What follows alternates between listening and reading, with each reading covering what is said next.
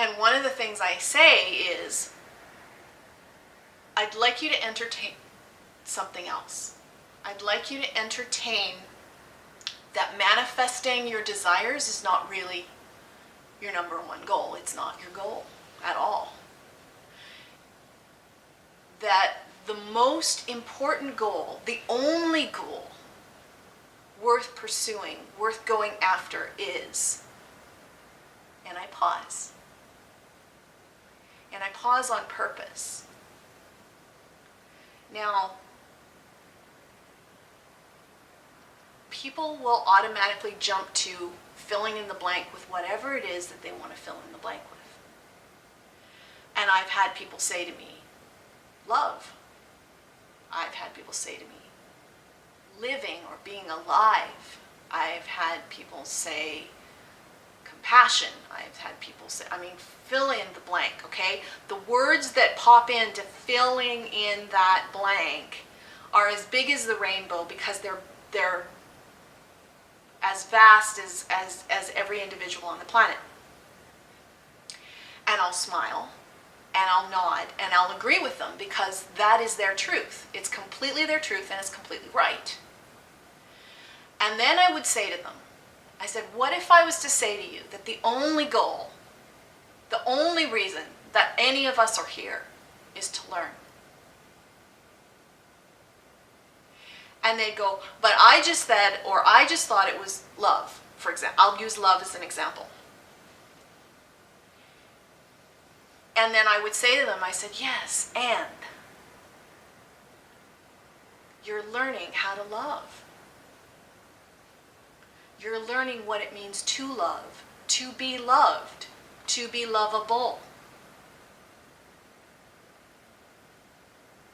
If it's about being alive or living life, truly living life and not just existing, you're learning what it means to live your life, what that means and what that looks like for you versus someone else. You're learning what it means to be compassionate. You're learning what it means, whatever that word was that you filled in, it's about learning that. It's not like your higher self, the universe, God, whatever you believe that higher power to be, whatever that looks like for you. It's not like if your highest purpose is, it's not like it's just going to show up as a sign in a bucket in front of you and say, here's love. It evolves, it grows, it's dynamic. It shifts, it changes. It shifts and changes even in me in terms of my own definitions. What I thought love looked like a week ago is different than what I think love looks like now. And that's a learning journey.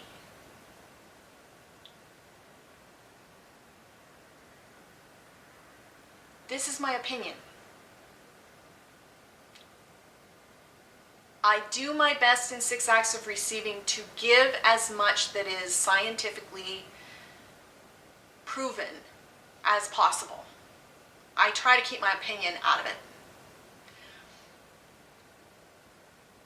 And my clients are the ones who have said to me that when I do that exercise with them, it makes them go, oh. And that's an important piece. When I workshopped 6 Acts of Receiving, and this is the really important part to all of this, is that 6 Acts of Receiving is not something that, I've just taken all my knowledge of the last 20 years and I'm boxing it into, or canning it into this little thing and saying, here, and I'm going to spoon feed it to you or shove it down your throat, depending upon which way you want to look at it. It's more along the lines of, this is what I've learned and this is what I've discovered. And this is what has helped me have a context for my own learning. If I give you content that worked for me, that is my content. Me sharing it to you in the way of a technique or whatever it is that works, me doing that is you adopting my content, my learning, and I have no desire to do that. None. I would rather see you have a context that is more, okay, I'm going to use lingo again, life affirming, life giving, I don't know, more positive, okay, more positive, and something that's going to assist you forward, assist you in that toward place. Not that you're not satisfied with where you are, you can be completely satisfied with where you are. And anything new that comes up, anything new that enters into your field of vision or that you give attention to in the way of a signal, doing that, it gives you a new bucket to play with, entertain it. I don't ask people to just carte blanche receive what I'm sharing as much as to say, weigh it, go play with it, see what works for, see if it works, take it to the test. I think we have a bit of a tendency to think about learning as regurgitation. Okay?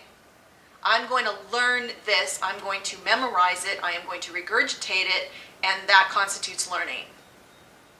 And I'm not going to get into a conversation about what's wrong with school systems and all. I have some people who try to start getting on that bandwagon. I don't want this to be a conversation about what isn't. I really want us to engage in conversations that are about the beauty of what is and what's happening on this planet right now, and the kinds of community and the kinds of learning and the kinds of interactions and cooperation that are happening right now, the exciting things that are happening right now, the strategic alliances and all of those pieces. And when we come from that place of that it's about the learning, it allows us to do that. It allows us to have those conversations, and it allows us to get excited about what's really going on and where we're going.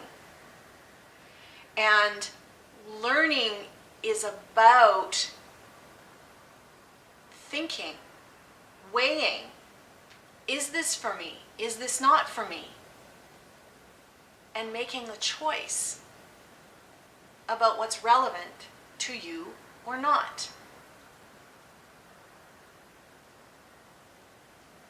And I guess in a nutshell, or not so much of a nutshell, that's why learning is so important. It's the drumbeat that I keep coming back to over and over and over again. It's the heartbeat of what is evolving humanity and what is evolving the planet.